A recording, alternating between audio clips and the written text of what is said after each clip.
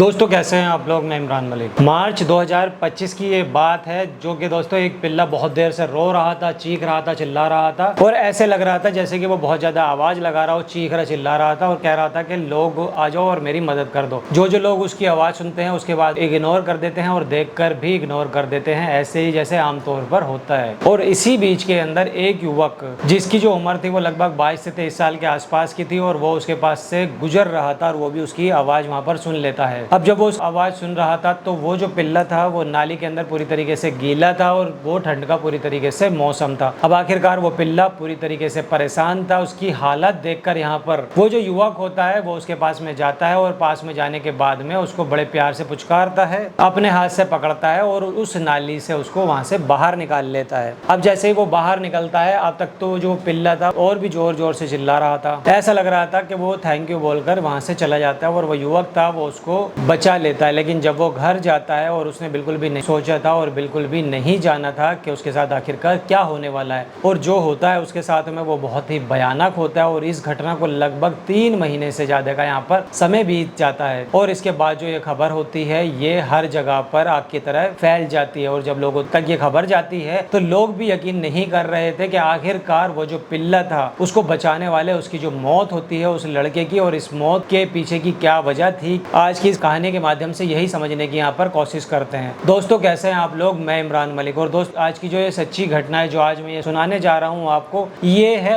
उत्तर प्रदेश के अंदर एक जिला पड़ता है बुलंदशहर, वहाँ पे एक तहसील पड़ती है खुर्जा और वहाँ पर एक गाँव पड़ता है फराना। और ये जो बात है यह है 25 जून 2025 के आसपास के रात के 10 बजे की बात है। और दोस्तों इस बीच में एक लड़का जो कि इसी गाँव का रहने वाला होता है और उसका नाम होता है ब्रिजेश सोलंकी। अब ब्रिजेश सोलंकी जो होता है वो अभिषेक सिंह को बड़ा भाई मानता है, सब कुछ मानता है और उसको वो फोन लगाता है और फोन लगाने के बाद में वो कहता है कि मेरे हाथ में एक अजीब सी तकलीफ हो रही है। अब ऐसा लग रहा है कि जैसे जो मेरा हाथ है वो सुन हो रहा है। अब जो अभिषेक होता है यो मुंबा के नाम से एक टीम है जो कि प्रो कबड्डी लीग का एक वो खिलाड़ी होता है जो लीग खेलती है। मुंबई की जो टीम है उसके अंदर ये एक खिलाड़ी हुआ करता था प्रो कबड्डी लीग के अंदर और नाम था इसका अभिषेक सिंह। अब अभिषेक सिंह ये बात सुनता है तो वो कहता है कि कोई दिक्कत नहीं है कि तुम कहीं खेले होगे, और क्योंकि ये जो लड़का होता है जो ब्रिजेश सोलंकी वो खुद कबड्डी का खिलाड़ी होता है। और जैसे ही वो कहता है कि नहीं भैया यहाँ पर तकलीफ मुझे ज़्यादा हो रही है और रात में मैं यहाँ पर ठीक से सो नहीं पा रहा था, पूरे दिन मुझे ऐसी ही तकलीफ हो रही थी और कम से कम मुझे 1-2 दिन से जो हालत है मेरी और भी ज़्यादा बिगड़ते जा रही है। समझ नहीं आ रहा है कि आखिरकार मैं करूँ तो करूँ क्या। अब 25 तारीख की बात थी, रात के 10 बज चुके होते हैं और तभी अभिषेक यहाँ पर कहता है कि तुम बिल्कुल भी परेशान मत हो, एक काम हम यहाँ पर करते हैं कि डॉक्टर के पास यहाँ पर चलते हैं, तुम पहुँचो और मैं तुम्हारे साथ वहाँ पर आ जाता हूँ। अब जब इस तरीके की बात है अभिषेक यहाँ पर सुनता है और वो जो लड़का था जिसका नाम ब्रिजेश सोलंकी होता है वो अपने बड़े भाई संदीप से भी कहता है कि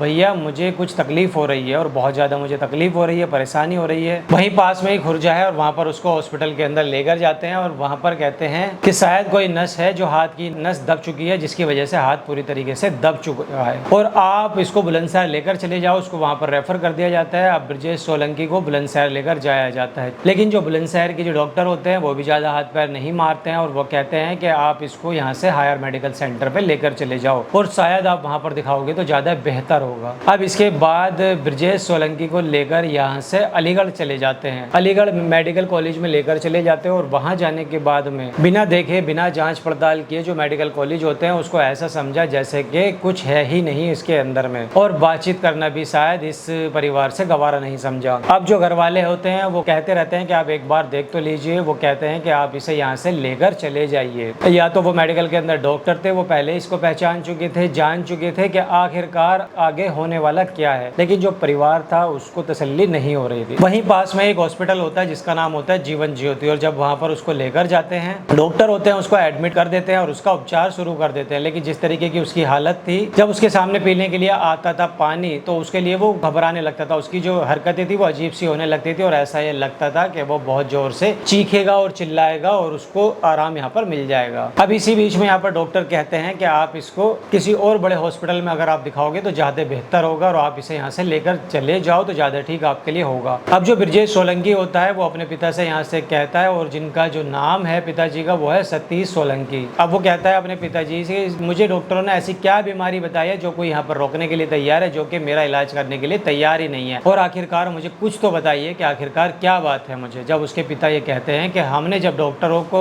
यहाँ पर दिखाया था जीवन ज्योति हॉस्पिटल के अंदर, तो ये कह रहे थे कि या तो किसी बंदर ने काटा है तुम्हें या फिर किसी कुत्ते ने तुम्हें काट लिया है। अब कोई तुम्हें ऐसी बात याद हो तो तुम मुझे बता दो। तो वो कहता है कि पिताजी ऐसी तो कोई बात नहीं है, मुझे तो याद नहीं है कि किसी जानवर ने मुझे ऐसा काटा हो। अब इसी बीच में जब उस लड़के को थोड़ी जो दवा होती है, जब उसे होश आता है, और तभी वो कहता है कि हाँ पिताजी, मुझे याद आ रहा है कि लगभग 3 महीने पुरानी बात है कि जब मैं घर की तरफ यहाँ पर आ रहा था तो इसी बीच के अंदर एक पिल्ले के रोने की, चीखने चिल्लाने की मुझे आवाजें आ रही थी, और वो जो पिल्ला था वो नाली के अंदर पड़ा हुआ था, किसी का उसके ऊपर ध्यान नहीं था। और जब मैं उसको देखता हूँ तो वो पूरा नाली के अंदर जो गंदा पानी था, जो सड़ा हुआ पानी था, उसके अंदर वो पूरी तरीके से डूबा हुआ था, सना हुआ था। मैं सोचता हूँ कि मैं उसको बाहर निकाल देता हूँ। बस मैंने उसको वहां से बाहर निकाला और सीधे हाथ की उंगली पर उसने काट लिया था। अब ऐसी स्थिति में मैंने ये सोचा था इससे क्या ही दिक्कत होने वाली है, जाकर हाथ धो लेता है। और हाथ वो इसलिए धो लेता है क्योंकि वो कबड्डी का खिलाड़ी था। अब कबड्डी का खिलाड़ी होने के बाद उसकी हंसली टूट जाती है, और हंसली टूटी हुई थी और उसके बावजूद भी वो खेल रहा था। एक बार उसके टांग में चोट लग जाती है और वो भी गंभीर चोट उसको लग जाती है, फिर भी वो लगातार खेल रहा था। कई खिलाड़ियों को पटकते हुए जब वो अपना पाला छूता था तो वाकई लोग उसकी तारीफ करते थे, और इसीलिए वो सोचता है कि जब इतनी बड़ी चोटें लगी तो पिल्ले के काटने से आखिर क्या ही महसूस होगा, क्या ही मुझे दिक्कत होगी। और जाकर वो सिर्फ वो अपने हाथ धोता है। और जब पिताजी कहते हैं कि क्या इससे भी कुछ ज्यादा हो सकता है, अब पिताजी यहाँ पर बात बताते हैं कि बेटा बिल्कुल घबराने की जरूरत नहीं है, परेशान होने की जरूरत नहीं है, और अब हम तुम्हें बड़े हॉस्पिटल लेकर जाते हैं। अब वो अलीगढ़ से सीधा उसको नोएडा लेकर चले जाते हैं। अब वो नोएडा वाले उसको कहते हैं कि आप इसको दिल्ली लेकर चले जाओ, और दिल्ली के अंदर जो जीटीबी हॉस्पिटल होता है वहाँ पर वो उसको लेकर चले जाते हैं। अब वहाँ पर वो बिल्कुल ठीक हो जाएगा, बिल्कुल परेशान होने की जरूरत नहीं है। अब जो डॉक्टर होते हैं एक तसल्ली उसको दे देते हैं, और वैसे ही उसको तसल्ली दे दी जाती है। अब यहाँ से उसको जीटीबी हॉस्पिटल लेकर चले जाते हैं, और वहाँ भी भर्ती कराने की कोशिश कर रहे थे, लेकिन जो ब्रजेश है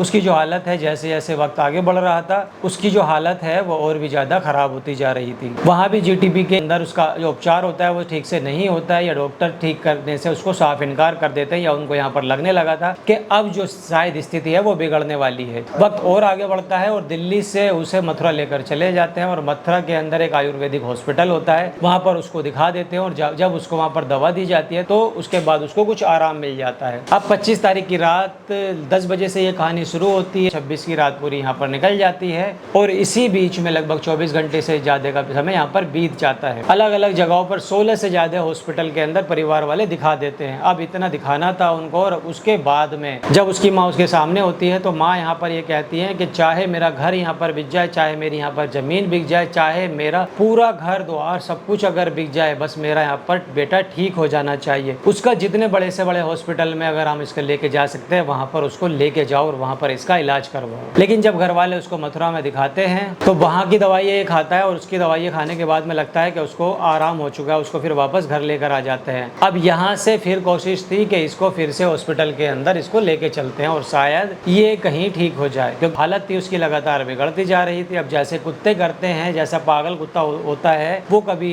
भौंकता है, कभी वो काटने की कोशिश करता है, कभी वो अपना जो बदन होता है उसको खुजाने की कोशिश करता है, कभी अपना कपड़ा लेकर अपने मुंह को छिपाने की कोशिश करता है। अब वो जो खिलाड़ी होता है उसके जो हाव भाव होते हैं वो बिल्कुल पागल कुत्ते की तरह हो चुके होते हैं, जैसे कि पागल कुत्ता करता है। अब जो ये रेबीज का जो असर था वो जैसे जैसे वक्त आगे बढ़ रहा था रेबीज का, वैसे वैसे उसके ऊपर असर होता जा रहा था। अब घर वाले थे उसको हाथ पैर पकड़ लेते हैं, वो पहचान भी रहा था कि ये मेरी माँ है, ये मेरी बहन है, ये मेरे भाई है, ये मेरे गाँव के हैं, ये मेरे परिवार के हैं। अब जैसे जैसे उसकी जो हालत होती है वो बिगड़ती जाती है। अब 1-2 लोग उसका वीडियो बनाते हैं, और वीडियो बनाने के बाद में उसको ये दिखाने की कोशिश की जाती है कि देखो एक पिल्ले की जान बचाने की वजह से एक इसकी क्या हालत हो चुकी है। अब वो जो वीडियो होती है वो सोशल मीडिया पर इस कदर तेजी से वायरल हो जाता है कि हर किसी के मोबाइल के अंदर वो पहुंच जाता है, और उस खिलाड़ी की जो हालत होती है वो किसी से देखी नहीं जा रही थी। अब जो गांव के लोग होते हैं और जहां जहां तक वो वीडियो जाती है, जो जो लोग उस वीडियो को देखते हैं उसकी आंखों में आंसू आ जाते हैं। अब सोचने पर यहाँ पर मजबूर हो जाते हैं कि आखिरकार इस खिलाड़ी का कसूर क्या था। बस यही कसूर था कि एक बेजान और एक ऐसे जीव की इसने जान बचाई थी जो कि नाली के अंदर पड़ा था, जो जीव बोल नहीं सकता, जो पूरी तरीके से असहाय था, जो चीख रहा था, चिल्ला रहा था कि बस मेरी जान बचा दो। बस उस